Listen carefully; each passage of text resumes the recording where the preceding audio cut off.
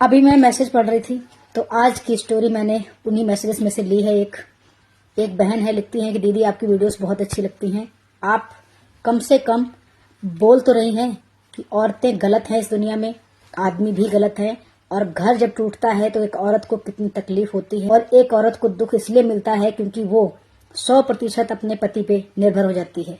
अपनी इच्छाएं, अपनी आकांक्षाएं सब उस पर समर्पित कर देती है, उसी पे छोड़ देती है। तो आज की स्टोरी, मेरे हस्बैंड आज 2 हफ्ते के बिजनेस ट्रिप से आ रहे थे। मैं और मेरा 11 साल का बच्चा, हम दोनों बहुत खुश थे, हद से ज्यादा। हमने पूरा घर चमका दिया। मैं सुबह 10 बजे रसोई में खड़ी हो गई। हस्बैंड की पसंद की सारी सब्जियां, मिठाइयां, रायता, दाल, कढ़ी, दही बल्ले सब बनाया मैंने। उनका आने का टाइम 6 बजे का था, लेकिन लगभग 4 बजे बेल बजी। जब मैंने गेट खोला तो सामने देखा ही खड़े थे और बोले, सरप्राइज। देखा, मैं 2 घंटे पहले आ गया। अरे इतनी ज्यादा खुशबू आ रही है, तुम तो ऐसा लग रहा है खाने में ही डूबी हुई हो। आज बड़ा बढ़िया खाना बनाया तुमने, किसके लिए बनाया है? तो मैंने कहा, जी आपके लिए। हंसे और बोले, जाओ बाकी का मैं देख लूंगा, तुम जाके फ्रेश हो जाओ और अच्छा सा परफ्यूम लगाओ। मैंने खुद को स्मेल किया और देखा कि हाँ, मुझ में बहुत ही हींग जीरे की खुशबू आ रही थी। मैं गई और फ्रेश होके आ गई। मेरे हस्बैंड ने मुझे गले लगाया, माथा चूमा और कहा कि बहुत मिस किया तुम्हें। इन 15 दिनों में तुम्हें ऐसा कोई पल नहीं था जो मैंने मिस ना किया हो। मैं बहुत खुश थी कि मेरा परिवार इतना खुश है। आपको बता दूं कि हमने अपना बिजनेस घर और मेरी ज्वेलरी बेच के खड़ा किया था। जब हम अलग हुए थे तो हमारे पास कुछ भी नहीं था। हमें जो हिस्से में घर मिला, जो ज्वेलरी मिली, वो सब हमने बेच दिया और मेरे हस्बैंड ने बिजनेस शुरू किया। इनका बिजनेस बहुत ही अच्छा सेटल हो गया था, लगभग 6-7 साल के अंदर। अब हमारे घर में किसी चीज की कमी नहीं थी। मैं, मेरे पति और मेरा एक बच्चा बहुत खुश थे। और मैं हमेशा राधा रानी से यही दुआ करती थी कि राधा रानी, मेरे घर को किसी की नजर न लगे, मेरे परिवार को किसी की नजर न लगे। मेरे पति ने कहा कि तुम खाना डालो, मैं फ्रेश होके आता हूं। मैं खाना डालने जा ही रही थी कि इनके फोन पे एक नोटिफिकेशन आता है और उसमें लिखा होता है, यार 15 दिन तुम्हारे साथ रहने के बाद आज अकेले नींद कैसे आएगी। ये नोटिफिकेशन कोई फोन पे नहीं थी, ये सोशल मीडिया पे थी। मेरे पैरों तले जमीन निकल गई, मेरी आंखें स्तब्ध रह गईं, मेरी आंखों के सामने अंधेरा छा गया। मुझे समझ नहीं आया कि मैं क्या करूं। फिर भी मैंने खुद को संभाला और मेरे हस्बैंड जब फ्रेश होके आए और बोले, अरे बहुत टाइम लगा दिया, खुशबू ही खुशबू दोगी खाने की, खाना भी मिलेगा। मैंने खाना डाल दिया। उन्होंने कहा खा लो। तो मैंने कहा कि मैंने खाना बनाते बनाते काफी खाना टेस्ट कर लिया, चेक कर लिया, जिसकी वजह से मुझे भूख नहीं है।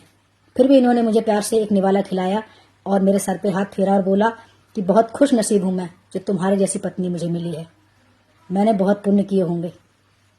और मुस्कुरा के मुझसे पूछा, तुमने भी किए होंगे ना, तभी तो मैं तुम्हें मिला हूं। मेरी आंखों से आंसू निकल गए।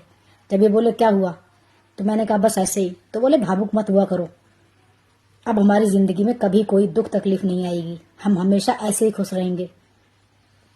इन्होंने खाना खाया, हम बेडरूम में चले गए।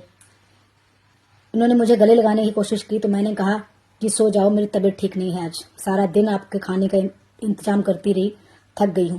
बोले हाँ, लेकिन खाना बहुत बढ़िया था, लगता है तुम्हारे हाथ कटवाने पड़ेंगे अब। उसके बाद मैं सो जाती हूँ। लगभग रात के 2 बजे इनका फोन बजता है और ये बाहर जाते हैं फोन पे बात करने। मुझे कहाँ नींद आने वाली थी और ये उससे कहते हैं कि तुमसे कितनी बार कहा है कि जब मैं घर पे हूं तो मुझे फोन मत किया करो। मेरी पत्नी मुझसे बहुत प्यार करती है और अगर उसे शक हो गया तो गुस्सैल भी बहुत है। एक पल में मुझे छोड़ के चली जाएगी और मैं कुछ नहीं कर पाऊंगा। शायद उधर से वो लड़की कह रही थी, औरत मेरी जगह ले रही है, मैं कैसे सो जाऊं। मेरे हस्बैंड बोले कि अरे वो तुम्हारी जगह ले रही है या तुम उसकी ले रही हो, मैं इस सब में क्यों पिसूं यार, मिलूंगा कल सुबह, जल्दी मिलूंगा तुमसे। जैसे ही मेरे हस्बैंड पीछे मुड़े तो मैं पीछे ही खड़ी रही। मैंने कहा आज तो अपनी सारी परेशानियों का राधा रानी की कृपा से मुझे सामना करना ही पड़ेगा। मेरे हस्बैंड का चेहरा सफेद पड़ गया था, घबरा गए थे, आंखें नीचे हो गई इनकी। मैंने इनसे पूछा कि कौन है वो, कौन है, मैं जानना चाहती हूँ और मेरे प्यार में क्या कमी रह गई थी ये मैं बिल्कुल नहीं पूछूंगी। क्योंकि मैंने कोई कमी छोड़ी ही नहीं थी। मैं ये भी नहीं पूछूंगी तुमने ऐसा क्यों किया, वो भी मैंने सुन लिया कि तुम 15-15 दिन जो बिजनेस ट्रिप करके जाते हो इस लड़की के साथ रहते हो। बस मैं नाम जानना चाहती हूँ और रात ज्यादा हो गई है, वरना मैं बिना नाम जाने ही घर से चली जाती। मेरे हस्बैंड के चेहरे पर डर था लेकिन पछतावा नहीं था। मेरे हस्बैंड की आंखों में गुस्सा था लेकिन शर्म नहीं थी। मेरे हस्बैंड की आंखों में एक बेचैनी थी, एक भय था कि मैं चली जाऊंगी, लेकिन जरा सी भी हया शर्म मैंने नोटिस नहीं की। और जब मैंने इस लड़की का नाम सुना तो मैं एकदम सफेद फक पड़ गई। वो लड़की कोई और नहीं, मेरी ममेरी बहन थी जिसका डिवोर्स 2 साल पहले हुआ था। और डिवोर्स करवाने वाला कोई और नहीं, मेरा पति था। मेरे मामा की लड़की की शादी हुई थी एक अच्छे घर में। हस्बैंड उसका प्रोफेसर था और वो भी प्राइवेट जॉब करती थी। बहुत ही मॉडर्न और बहुत ही एम्बिशियस लड़की थी। उनके बीच में हमेशा लड़ाई होती रहती थी। लड़ाई की वजह ये होती थी कि वो मेरी बहन का हस्बैंड कहता था कि ये किसी और से बात करती है, चोरी छुपे मिलने जाती है, झूठ बोलती है, छुट्टी कभी होती है और घर कभी पहुंचती है, ये रास्ते में गायब हो जाती है। लेकिन मेरी बहन हमेशा यही कहती रही कि ये साइको है, ये मेंटली डिस्टर्ब है, मुझे हमेशा मेरे पे आरोप लगाता रहता है, मुझे नीचा दिखाता रहता है। आखिरी लड़ाई झगड़ा यहां तक बढ़ गया कि मेरी बहन को उसने अपनी तरफ से डिवोर्स दे दिया। बोला कि मैं ऐसी चरित्रहीन लड़की के साथ नहीं रहूंगा। जब इनकी आखिरी लड़ाई हुई तब मैं और मेरे हस्बैंड ही गए थे, हमें ही बुलाया था हमारी बहन ने। तो मैंने भी कहा कि जो आदमी एक औरत की इज्जत नहीं कर सकता, रिस्पेक्ट नहीं कर सकता अपनी पत्नी की, उसके साथ रहने का क्या फायदा। अगर ये डिवोर्स दे रहा है तो ले लो। फिर भी मैंने अपनी बहन से पूछा कि कोई ऐसी बात है क्या। उसने कहा तुम क्या बात कर रही हो, मैं प्राइवेट जॉब करती हूँ, मेरे ऊपर काम का बहुत ज्यादा बर्डन रहता है, मुझे थोड़ा ऑफिस में लेट हो जाता है, लेकिन ये मेरा जीना हराम करके रखता है, इसने मुझे मेंटली पागल कर दिया है, मैं इसको और नहीं सह सकती। अगर ये डिवोर्स दे रहा है तो मैं डिवोर्स लूंगी, लेकिन मैं इसका ये इल्जाम नहीं सहूंगी। मैं चरित्रहीन नहीं हूं, मैं कैरेक्टरलेस नहीं हूं। ऐसा कहके इनका डिवोर्स हो गया था। और मुझे नहीं पता था कि जिस आदमी से मिलती है, ये बातें करती है और जिसके साथ ये गायब हो जाती है, वो मेरा ही पति है। मुझे बहुत गुस्सा आया। मुझे लगा कि मैं इसको फोन मिलाऊं और हजारों गालियां सुनाऊं, लेकिन मैंने ऐसा कुछ नहीं किया।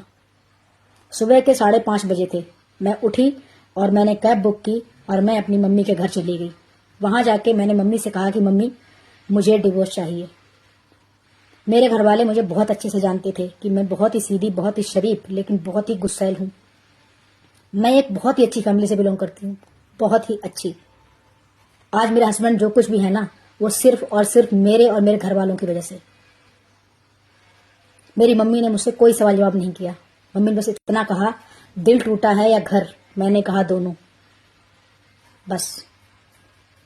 फिर जब मैंने मम्मी को बताया कि वो कोई और नहीं, मेरी बहन है, तो मेरी मम्मी ने कहा बेटा एक बार उससे बात तो करनी चाहिए, जिसका तुमने इतना सपोर्ट किया, इतना साथ दिया, वो तुम्हारे साथ ऐसा कैसे कर सकती है। मैंने भी मम्मी की बातें मानकर उसे फोन किया। मैंने कहा क्या हाल है, खुश हो? वो बोली बिल्कुल, तुम बताओ। मैंने कहा पता तो चल गया होगा, घर छोड़ के आ गई हो। उसने कहा कि तुमने गलत किया। तो मैंने उसे गुस्से में आकर 2-4 उल्टे सीधे शब्द बोल दिए। तो उसने मुझसे क्या कहा पता है आपको? उसने कहा कि आज अगर मैं तुम्हारे हस्बैंड की पत्नी नहीं हूं ना, तो सिर्फ मेरी वजह से। तुम्हारा पति तो मुझसे पहले दिन से ही शादी करना चाहता था। वो चाहता था कि हम बाहर रहें इंडिया से, लेकिन मैंने कहा कि मैं अपनी बहन का घर नहीं बर्बाद कर सकती। मुझे ही आंखें दिखा रही हो? अरे तुम्हारा पति मेरे पीछे शुरू से लट्टू था और उसने ही हमारा डिवोर्स कराया ताकि हम हमेशा एक साथ रह सकें।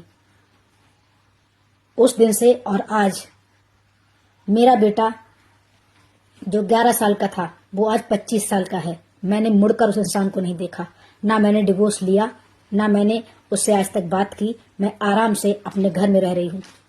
और ये सब इसलिए हुआ क्योंकि मेरे माँ बाप ने मुझे बहुत अच्छा पढ़ाया लिखाया और मेरे पास गवर्नमेंट जॉब है। मैं बहुत खुश हूँ कि आज मैं एक धोखेबाज इंसान से अलग हूँ। तो मैं हर माँ बाप से एक ही बात कहना चाहती हूँ, आप दहेज के लिए लाखों रुपए ना जोड़ें। बेटी के ससुराल में पहुंचने से पहले दहेज की गाड़ियां ना भेजें। 10 तोला, 15 तोला, 5 तोला, 4 तोला सोना ना दें, पर अपनी बेटियों को पढ़ा लिखा के इतना मजबूत बनाएं ताकि अगर कोई घटिया धोखेबाज चरित्रहीन आदमी उसे मिल जाए तो वो उसे छोड़कर जब निकले तो दोबारा उसे बच्चों के लिए, अपने लिए वापस मुड़ के ना जाना पड़े। तो आप लोगों को स्टोरी कैसी लगी जरूर बताएं, और अगर आपके पास भी ऐसे ही दिल छू लेने वाली कोई स्टोरी है तो जरूर शेयर करें मुझे इंस्टाग्राम पे या फेसबुक पेज पे। राधे राधे।